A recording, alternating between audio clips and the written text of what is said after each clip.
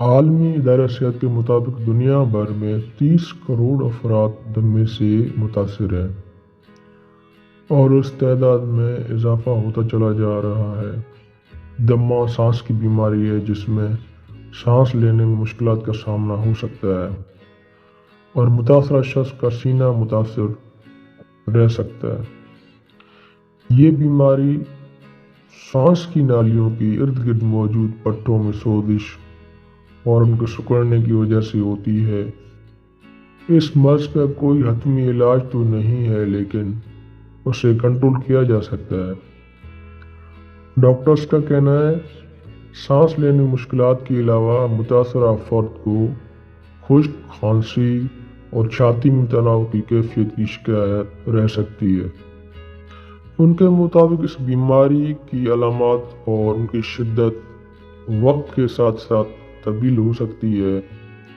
عام طور پر یہ رات کے وقت زیادہ پریشان کرتی ہے یا پھر صبح سویرے۔ دمے کی شدت کیوں آتی ہے؟ بہت سے عوامل دمے کی علامات میں شدت لا سکتے ہیں۔ جینیائی عوامل یا الرجی بیرونی عوامل سے مل کر اس بیماری کی شدت بڑھ سکتی ہے۔ تمباکو کا دھواں خصوصاً مضر ثابت ہو سکتا ہے کیونکہ اس میں ایسی چیزیں ہوتی ہیں جو سانس کی نالیوں میں سوزش بڑھاتی ہیں اور دمے میں شدت لا سکتی ہیں۔ پولن، گرد اور مخصوص خوشبو بھی دمے میں شدت کا سبب بن سکتی ہیں۔ دمہ اور ماحولیاتی تبدیلی کیا ہے؟ ایسے افراد جو دمے سے متاثر ہوتے ہیں، موسمیاتی یا ماحولیاتی تبدیلی بھی ان پر زیادہ اثر انداز ہوتی ہے۔ انسان کے پھیپھڑے بیرونی دنیا سے براہ راست متاثر ہوتے ہیں اور کسی بھی قسم کی تبدیلی ان پر اثر انداز ہوتی ہے۔ ماہرین کا کہنا ہے کہ دمہ بدلتے ہوئے ماحول میں شدت اختیار کرتا ہے جیسا کہ بیرونی پولن میں اضافہ یا ٹریفک، دھواں، آلودگی، آگ، گرمی کی لہر، طوفان یا گرد۔ اس کے علاوہ ہوا میں نمی بڑھنے سے بھی دمہ شدت اختیار کر سکتا ہے۔ ڈاکٹرز کا کہنا ہے کہ سانس کی نالیاں کافی حساس ہوتی ہیں اور کسی بھی بیرونی تبدیلی کی وجہ سے اندرونی خلیوں کی تہ پر اثر پڑتا ہے اور یوں رد عمل میں سانس کی نالیاں سکڑ جاتی ہیں یا پھر کھانسی ہوتی ہے۔ دمہ کن افراد کو ہونے کا امکان زیادہ ہوتا ہے؟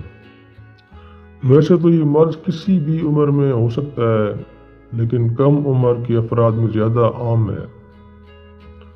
اس کی ایک وجہ جینیائی عوامل ہوتے ہیں، جیسے والدین سے بچوں میں اس بیماری کے منتقل ہونے کے امکانات ہمیشہ موجود ہوتے ہیں۔ اگر یہ کہنا مشکل ہے کہ کن افراد کو یہ مرض ہونے کا امکان زیادہ ہوتا ہے، لیکن کچھ افراد میں دمے کا امکان زیادہ ہوتا ہے۔ ان میں وہ افراد شامل ہیں جو وقت سے پہلے پیدا ہوتے ہیں یا وہ بچے جن کو سانس لینے کی تکلیف اور بیماریاں زیادہ ہوتی ہیں۔ موٹاپے کا شکار افراد، زیادہ عرصے تک آلودگی یا دھوئیں کا سامنا کرنے والے افراد اور الرجی سے متاثرہ افراد۔ ڈاکٹرز کا کہنا ہے کہ ایسے بچے جنہیں وائرل انفیکشن زیادہ ہوتا ہے اور دمہ ہونے کے امکانات بڑھ جاتے ہیں، لیکن یہ ایسا نہیں ہے جیسا بلڈ پریشر ہوتا ہے جس میں نمک اور ہائپر ٹینشن کا سبب بننے والی مصنوعات کا زیادہ استعمال ہوتا ہے۔ دمے کا علاج احتیاط ہے جو مریض کو آگاہی دینے سے شروع ہوتا ہے۔ مریض کو بتانا چاہیے کہ تمباکو نوشی سے گریز کریں اور دھوئیں والی جگہوں پر زیادہ نہ جائیں کیونکہ ان سے دمہ شدت اختیار کر جاتا ہے۔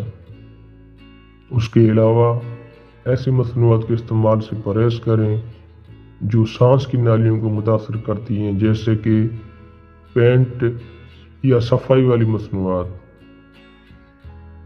دمے کے مریضوں کو کورٹیکر اسٹیرائڈ دیے جاتے ہیں جو سانس کی نالیوں کی سوزش میں کمی لاتے ہیں۔ اس بیماری سے متاثرہ افراد کھیل کود کی سرگرمیوں میں حصہ لے سکتے ہیں، کھیل سے پٹھے مضبوط ہوتے ہیں، ذہنی تناؤ کم رہتا ہے۔ ڈاکٹرز کا کہنا ہے کہ کھیل علاج کا ایک حصہ ہے۔ ایسے چیمپئن بھی ہیں جن کو دمہ ہے لیکن وہ اس کا خیال رکھتے ہیں۔ اس کے علاوہ دمے کی دوائیاں پرفارمنس بڑھانے کی والی چیزوں میں شمار نہیں ہوتی۔ تیراکی، سائیکلنگ اور تیز چلنا دمے کے مریضوں کے لیے فائدہ مند۔ سردی میں دوڑنا دمے میں شدت لا سکتا ہے۔ اگر ایسا کرنا ضروری ہو تو مریض کو دوڑ سے پہلے جسم کو خوب گرما لینا چاہیے اور 10 سے 15 منٹ برونکو ڈائلیٹر کا استعمال کرنا چاہیے۔ ماہرین کا کہنا ہے دمے کے مریضوں کو چاہیے کہ کسی بھی طرح کی جسمانی ورزش عمر اور سانس لینے کی صلاحیت کے حساب سے طے کریں اور پہلے طبی ماہرین سے مشورہ کریں۔ دمہ جان لیوا ہو سکتا ہے۔ ڈاکٹرز کا کہنا ہے کہ دمہ بے ضرر لگتا ہے لیکن کوئی شدید دورہ مریض کی موت کا سبب بن سکتا ہے۔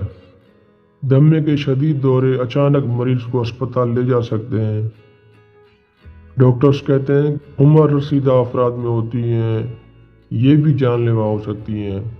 کہا جاتا ہے کہ ان کی موت دمے سے ہوئی لیکن حقیقت میں اس کی وجہ کچھ اور ہوتی ہے جس کی علامات دمے سے ملتی ہے۔ واضح ہو رہا ہے کہ اگر دمہ کا خیال نہ رکھا جائے تو ایسی علامات سامنے آ سکتی ہیں جن پر قابو پانا مشکل ہو جاتا ہے اور یہ جان لیوا ہو سکتا ہے۔ کسی شدید دورے کے دوران سانس کی نالیاں اس حد تک سکڑ سکتی ہیں کہ مریض کو ری ایکشن ہو سکتا ہے اور سانس لینا ناممکن ہو جاتا ہے۔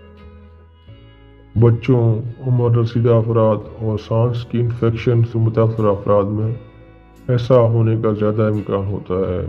دمے کے ساتھ بہتر زندگی کیسے گزاری جا سکتی ہے؟ دمے کے ساتھ زندگی گزارنا ایک چیلنج ہے لیکن ناممکن نہیں۔